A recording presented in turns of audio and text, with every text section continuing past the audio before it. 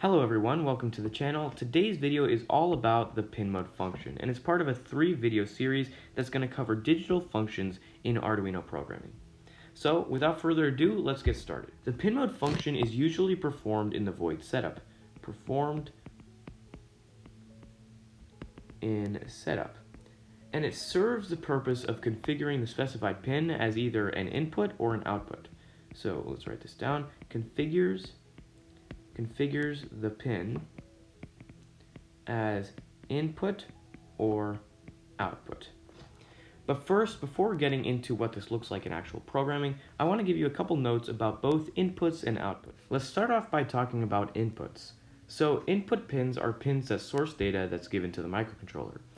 Arduino pins automatically default to inputs, so there's no need to explicitly declare them. However, in general, I usually do so that I know later on what each pin is responsible for. Let's write this down. So pins, Arduino defaults automatically to input pins, defaults to inputs, but I generally recommend declaring them in the setup of your code. What's also important to note about input pins are that these are pins configured to be in a high impedance state. So high impedance state. Now this isn't really important to know for inputs, but when we get to outputs, it's going to be important to know first the definition of impedance, which means essentially opposition to applied voltage, and it's also going to be important to recognize why that's important in output pins especially.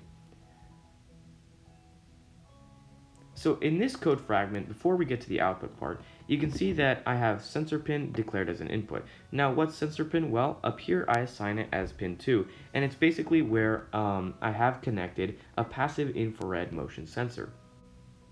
On the note of output pins, output pins are pins through which the circuit performs operations that result from certain given inputs as we stated above. So output pins do things as a result of given inputs. So pins configured as outputs with the PinMode function are in a low impedance state. Now, why is this important? Low impedance state.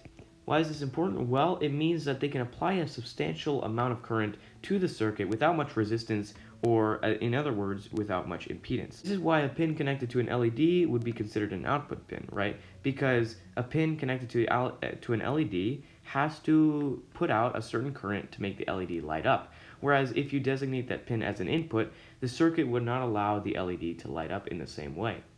To use the PinMode function, in the setup of your code, simply write PinMode as you see here, the number of the pin, which I replace with a separate data type known as a string, and then the pin designation, which is either input, as you see here, or output, as you see for pins 0 and 1. However, I do want you to know that there's another designation of a pin known as input pull-up, but if you're a beginner, it's not likely that you're going to be using it much in your initial sketches. I hope you found this video helpful. Watch the next video to learn about digital functions, specifically the digital read function in Arduino programming.